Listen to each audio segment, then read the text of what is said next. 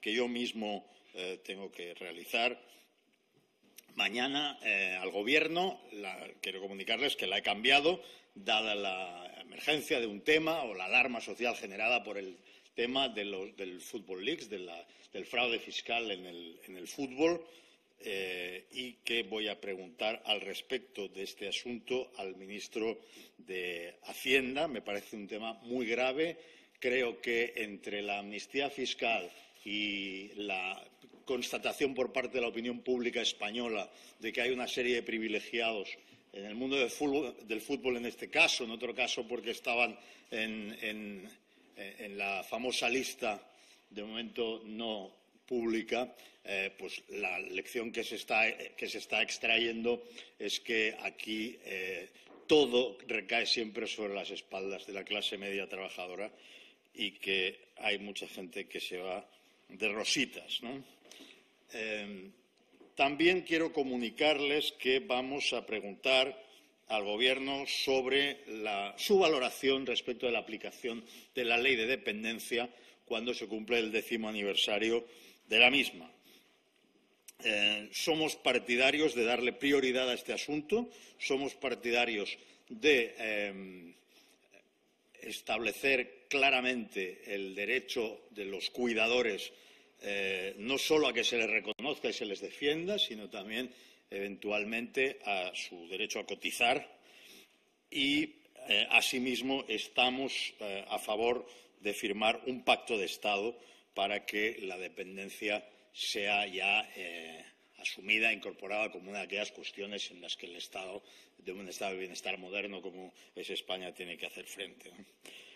En cuanto al autoconsumo, que también será objeto de alguna consideración en estos plenos próximos, nosotros vamos a insistir en lo que ya conocen. Nuestra posición es la exigencia de la supresión del impuesto al sol, o lo que se conoce como impuesto al sol, el famoso peaje. Creemos que tenemos que avanzar más allá de ciertas declaraciones, en fin, pues que está muy bien, sobre que en el año 2050 España se habrá librado de la energía dependiente del carbono. Pues está muy bien, pero para el 2050 falta mucho tiempo y no creo que ahora mismo sea posible saber si el Partido Popular seguirá gobernando entonces para cumplir su compromiso. Entonces vamos a intentar hacer cosas ahora mismo, ¿no? Y una de ellas nos parece que es el fomento del autoconsumo y retirar obstáculos al autoconsumo y retirarle costes es precisamente la vía por la que vamos a ir avanzando en la transición hacia energías renovables, hacia el consumo responsable, el autoconsumo, y hacia el abandono de unas formas de sometimiento a normas, contratos de adhesión que la tecnología permite superar a estas alturas ya, ¿no? También quería comentarles que hemos presentado enmienda a la moción de Esquerra Republicana referida a las autopistas de peaje. Esquerra Republicana se refiere específicamente a la cuestión de los peajes en Cataluña. Nos parece una demanda perfectamente atendible, con algunas consideraciones que también añadiremos al respecto, porque parece que Esquerra Republicana solo ve los peajes que los catalanes pagamos en las autopistas de titularidad estatal. Y yo, en fin, como catalán y usuario de las autopistas, pago básicamente el doble en las autopistas de peaje de la Generalitat. Por lo tanto, me gustaría efectivamente que Esquerra Republicana diera un segundo paso en la buena dirección y estuviera también por la supresión de esos peajes, ¿no? Pero voy a lo mollar, voy a lo importante. Nosotros consideramos que este es el momento para rechazar de plano una forma de hacer las cosas relacionada con las grandes infraestructuras, los grandes pelotazos de empresas constructoras, el capitalismo de amiguetes sin riesgo. Es decir, después de lo que ha pasado este país, casi una década de crisis, nos hemos ido al 25% de desempleo casi, nos ha pasado de todo. La clase media está tocadísima, ha perdido ha perdido millones de componentes. Hemos perdido calidad en los empleos, hemos perdido seguridad, hemos sufrido recortes, hemos rescatado a la banca. Y ahora resulta que vamos a tener que utilizar 5.000 millones del erario para rescatar las radiales. Pues mire, hasta aquí hemos llegado. Es decir, esto nos parece que no es asumible. No es asumible. No es asumible un país en el cual se pueden hacer grandes negocios, donde si gano, gano yo, y si pierdo, pierde el pueblo español.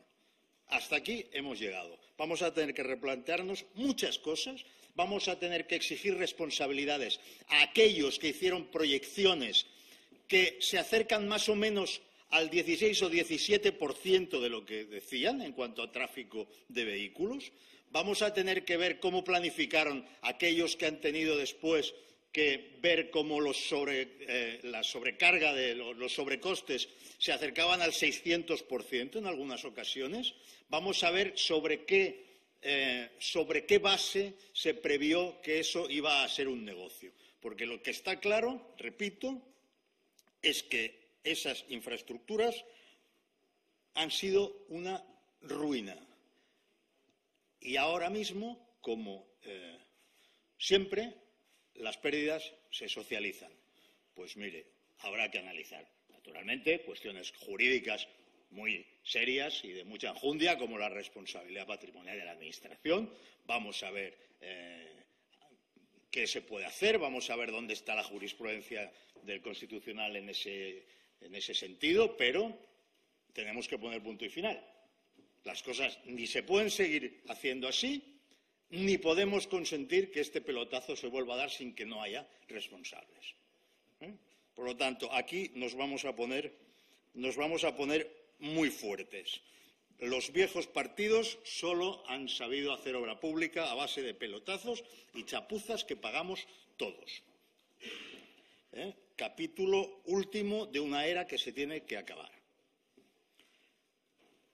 Quiero también decir que celebramos que en el draft, en el borrador del presupuesto enviado por el Gobierno a Bruselas, se incluyan los casi 1.000 millones de euros de recorte que se aceptó por parte del Grupo Popular en una de nuestras exigencias. No solo se va a acometer ese recorte importante en gasto burocrático, en duplicidades y en grasa administrativa, sino que además eso va a ser auditado. Es decir, no basta con declarar la voluntad de recortarlo, sino que va a ser auditado por la AIREF. Vamos a pedir también que el decreto ley de impuestos se tramite como un proyecto de ley. Nosotros estamos en contra de la subida de los impuestos especiales, ya lo saben. Creemos que la subida de impuestos no es la manera de hacer las cosas. También hemos de decir que, ciertamente, el Gobierno ha renunciado, como nosotros veníamos diciendo, al IVA, a la subida del IVA y a la subida del IRPF, y de eso nos congratulamos. Sin eso no sería posible ni siquiera aprobarles el techo de gasto, ¿no? Y es cierto, ¿no? Todo eso es cierto. Ahora bien, nos parece que incluso como actitud, incluso como mecanismo casi automático, como automatismo del Gobierno, la idea de subir impuestos, aunque sean los impuestos especiales, no es la forma. Tampoco estamos de acuerdo en que los autónomos, para los cuales estamos consiguiendo con la primera proposición de ley de Ciudadanos que se consiga un régimen más adecuado a sus necesidades y más justo para ellos, pues que ahora se encuentren un problema con los aplazamientos, que también derivaría de ese decreto. Por eso queremos que el decreto de ley se tramite como proyecto de ley para poder oponernos a esos extremos. Y ya por último, pues comunicarles que vamos a enmendar la PNL del PSOE referida a la reforma laboral. Nosotros, frente a la retórica de la derogación, oponemos la actitud constructiva de la reforma. Presentar como algo positivo que se deroga una reforma laboral sin más es condenarnos a volver al régimen anterior, y consideramos que los dos regímenes laborales, los dos modelos laborales, el del PSOE y el del PP, el del PP y el del PSOE, son modelos fracasados y son básicamente el mismo modelo, el que nos ha llevado en los gobiernos de uno y de otro a una media del 18% de paro durante décadas, el que nos ha llevado a una situación declarada ya por los tribunales europeos como injusta porque trata a gente que hace el mismo trabajo de manera distinta y con derechos distintos por el tipo de contrato que tiene. Así que, para intentar que el PSOE comprenda que le puede quedar muy bien en una pancarta lo de la derogación, pero que de lo que se trata es de crear un nuevo marco laboral que sea más justo, que acabe con la dualidad y que luche contra la precariedad, y que la idea es esa, lo que vamos a hacer es presentarle la enmienda en los términos textuales que el PSOE firmó cuando hicimos aquel acuerdo de gobierno con ellos a mediados de este año. Nos parece que cuando el PSOE se encuentre con sus propias palabras reproducidas les puede resultar algo difícil oponerse a ellas. Y hasta aquí lo que yo quería decirles. Si tienen ustedes alguna pregunta, estaré encantado de responderles. Sí, precisamente sobre la PNL del PSOE de la reforma laboral, Antonio Armando nos acaba de decir que, aunque están contemplando la enmienda de Ciudadanos, ha insistido en que van a mantener la palabra derogar en el texto definitivo. En el caso de que se mantenga este sentido, ¿qué va a votar Ciudadanos? Bueno, vamos a ver qué es lo que ellos quieren transaccionar, ¿no? Vamos a ver qué es lo que quieren negociar y cómo. Permítame que no le adelante una posición definitiva. Ahora, es que, claro, el capricho de la palabrita derogar, pues es un capricho muy mono, pero es que derogar quiere decir lo que quiere decir, ¿no? Entonces, a mí eso de derogo, pero derogo ¿para qué? ¿Cuál es el modelo nuevo? ¿Qué es lo que quiero aportar? Porque si no vamos a estar... Nos hemos pasado un año de campaña, ¿eh? ¿Qué pasa? O sea, ahora con una legislatura ya en marcha de verdad y con un gobierno que de verdad ejerce, ¿vamos a seguir de campaña? ¿Pueden olvidarse de las palabritas de campaña por un momento? España necesita un modelo laboral nuevo que luche contra la precariedad y que acabe con la dualidad. Es una exigencia. Si ellos, ante esta exigencia, de la que son conscientes porque lo firmaron con nosotros, ellos insisten en la palabra derogar, pues a lo mejor se quedan solos. Buenas tardes. Yo quería preguntarle respecto al criterio de la mesa y los vetos del Gobierno. Quería preguntarle por la actitud de Ciudadanos y si ustedes serían favorables a buscar un acuerdo político con otros grupos para establecer un criterio genérico para que la mesa pudiera valorar los vetos del Gobierno, o se inclinan más bien a ir analizando uno por uno cada martes los vetos que el Gobierno va estableciendo, teniendo en cuenta que ya ha dicho el Ejecutivo que efectivamente esos vetos van a continuar y que está dispuesto a llevarlos también uno por uno al Tribunal Constitucional. Gracias. Gracias. Es que usted me plantea un asunto que tiene muchísimo interés jurídico, pero que no sé si tiene tanto interés. Yo voy a intentar explicárselo, ¿no? Mire, no podemos establecer un criterio porque no somos magistrados del Tribunal Constitucional. El criterio lo establece la Constitución, que nos dice en el artículo 134.6 que el Gobierno tiene la prerrogativa de vetar las proposiciones de ley que puedan afectar al presupuesto, que tengan consecuencias económicas, ¿no? Y gracias a la jurisprudencia del Tribunal Constitucional tenemos un pequeño margen para entrar a considerar algo, que es que en aquellos casos en que sea evidentemente discrecional la decisión del Gobierno al vetar, o sea manifiestamente irrazonable, podría en la mesa decir, oiga, no. Pero claro, ¿cómo le vamos a decir al Gobierno que su prerrogativa constitucional en este caso es manifiestamente irrazonable cuando te dice que tiene consecuencias económicas una subida de las pensiones? Pues claro que tiene consecuencias económicas. Entonces, a nosotros nos parece que hay que saber distinguir muy bien el rol de cada cual. Nosotros somos diputados, no somos magistrados del Constitucional. A nosotros políticamente nos parecería formidable que se aumentaran las pensiones, pero lo que no podemos hacer es pasar por encima de la Constitución, porque sabemos, además, es que perderíamos, porque la Constitución es clara y taxativa. Esa prerrogativa es del Gobierno. El Gobierno veta cuando quiere vetar y, salvo que sea manifiestamente irrazonable o sea de una discrecionalidad clara, no podemos hacer nada. Mire, era manifiestamente discrecional cuando decía, por ejemplo, que vetaba lo de la LOMCE, porque aquello no tenía consecuencias. Si íbamos a debatir un modelo educativo, ¿dónde están las consecuencias presupuestarias, ¿no? En ese caso estaba claro. El Gobierno dice, vea, las pensiones tiene consecuencias económicas, eso no lo niega nadie. Entonces, ante esto, ¿qué hacemos? Lo que hacemos es decirle al Gobierno, a ver, complete o complemente la información para que podamos opinar. Pero claro, esto es lo máximo que podemos hacer, ¿sabes? Complemente la información. El propio Podemos se ha abstenido en ese asunto y el Partido Socialista, que ha estado de acuerdo en que el Gobierno complemente la información en todos los demás casos, en este caso no está por la labor de que el Gobierno complemente nada. Es decir, pues el PSOE tiene que distinguir entre aquello que es políticamente deseable y en lo que nosotros coincidimos plenamente, que es una subida de las pensiones, de las cuestiones jurídicas formales. Cada cual tiene los poderes y atribuciones que tiene y el Gobierno puede vetar. Y si te veta, pues ya le digo, que queda una rendija que en el caso de la LOMCE o en el caso de las subcontrataciones, pues por ahí podíamos salir, pero que en este caso no se puede.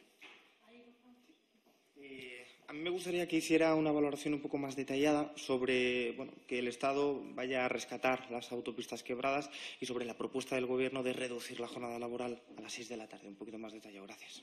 Bueno, respecto a las 6 de la tarde me resulta enormemente sencillo porque la propuesta es de Ciudadanos. Es una condición que aparece en la página 22 y 23 de nuestro acuerdo y nosotros de lo que estamos satisfechos, lógicamente, es de que por fin esto se vaya a convertir en una realidad. Mire, en Europa la tendencia, sobre todo en aquellos países que son más prósperos, ¿no?, precisamente, es a la conciliación. Es decir, que la gente pueda tener una vida laboral satisfactoria y una vida familiar satisfactoria, ¿no?, las dos cosas. En España, pues estamos anclados en muchos sectores en los que se podría establecer esa jornada deseable, compacta y flexible. Estamos anclados a unas tradiciones completamente fuera de lugar, como las 2 horas del almuerzo o muchas otras cosas. En fin, yo ya sé que hay de todo, ¿eh? Y hay empresas que en España también se comportan como si fueran de la Europa del Norte. Y también hay sectores en los que va a ser muy difícil hacer eso. Pero que la norma general, y que sea algo que a partir de ahora tengan presente los empleadores, es que en España lo suyo es acabar la jornada a las 6 de la tarde. Y lo suyo es tener jornadas laborales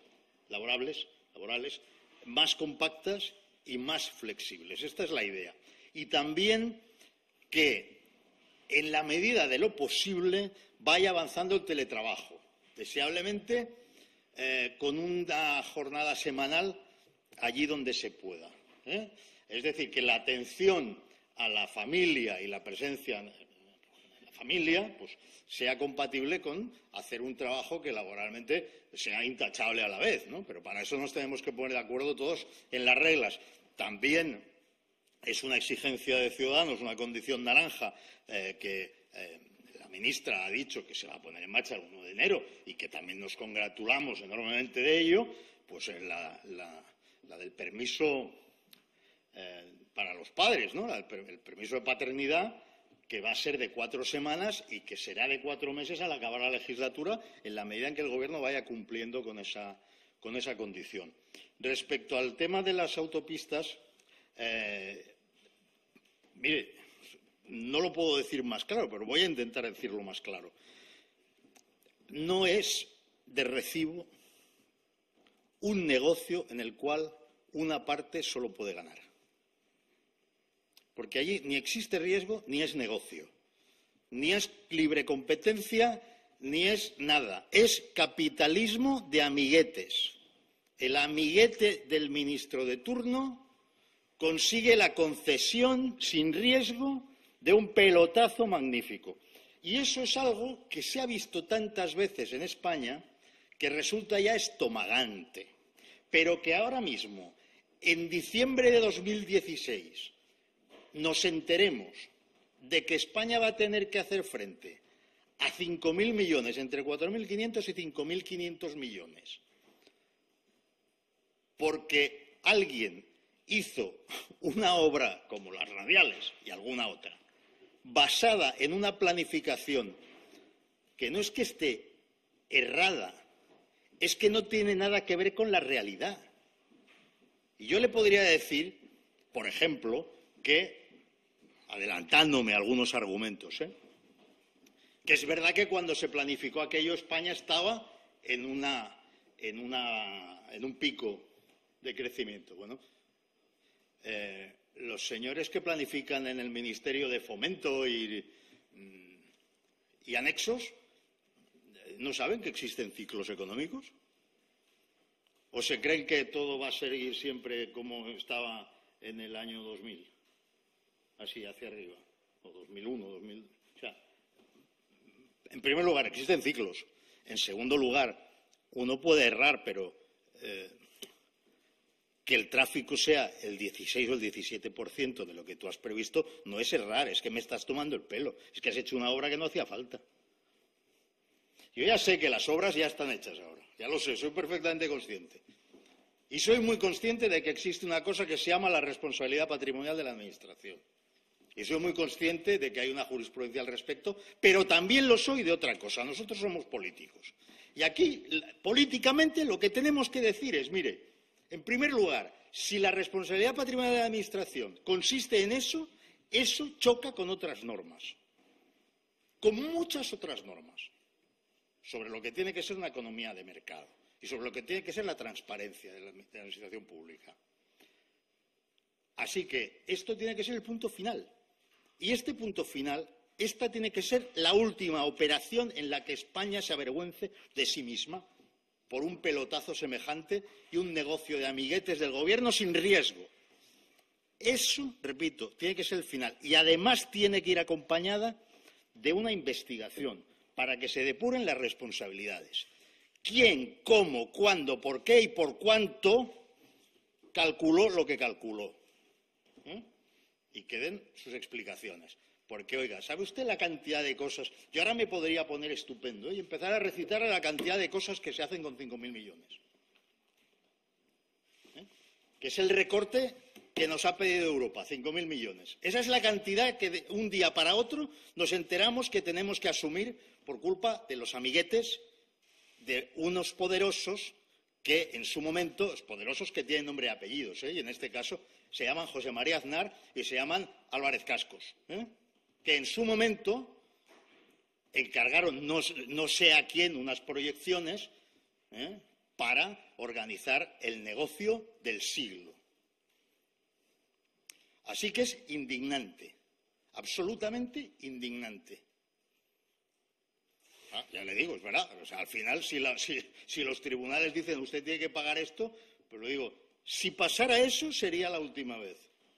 O sea, esto se tiene que terminar, porque por ahí han venido la mayoría de los males de España, por la sensación de que no existía igualdad ante la ley, de que hay algunos que nunca pierden y de que hay algunos que nunca pagan.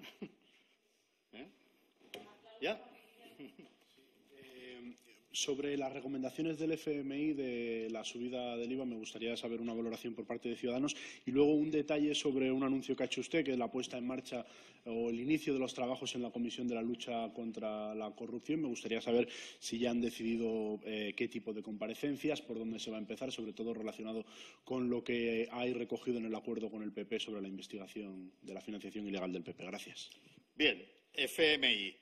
Del FMI solo estamos de acuerdo en que reivindica y que pide el contrato único. Lógicamente, porque todos los expertos lo piden. En todo lo demás estamos en desacuerdo. y, desde luego, en lo del IVA. Así que fíjese qué fácil la respuesta. Después me pregunta usted por la comisión de investigación. No nos confundamos. Una cosa es una comisión parlamentaria que existe ya, que es la que preside el señor Toni Cantó, mi compañero Toni Cantó, que va a que va a trabajar sobre asuntos relacionados con la transparencia y la lucha contra la corrupción. Y otra cosa es que durante la legislatura se pondrá en marcha, como resultado de una condición de ciudadanos que fue aceptada en el pacto de investidura, se pondrá en marcha una comisión de investigación, que es otra cosa distinta, sobre la posible financiación irregular del Partido Popular. Así que le digo, como al Partido Popular ya sabe que le van a investigar su posible financiación, pues porque eso está cubierto por ese pacto, vamos a dejar el asunto aparte. La comisión dedicada a la transparencia y a la lucha contra la corrupción va a empezar, es lo que nosotros queremos, lo que nosotros hemos pedido, que empiece investigando la financiación irregular de los partidos políticos y la financiación de los partidos políticos en general. ¿Cómo? ¿De qué manera? ¿Qué parte pública? ¿Qué parte privada? ¿Crowdfunding? ¿Sí o no? ¿De qué forma? ¿Con qué condiciones? Claro, nos parece un poco raro, nos parecería, le voy a decir en condicional, para no, en fin, como si empezáramos desde cero. Nos parecería un poco raro que el PSOE y Podemos se negaran a que esa comisión trabajara en este tema, teniendo en cuenta que es un asunto también radical en el sentido de raíz, un asunto donde está la raíz de muchos males de España, ¿no? ¿Ya? Bueno, muchas gracias. Hasta luego.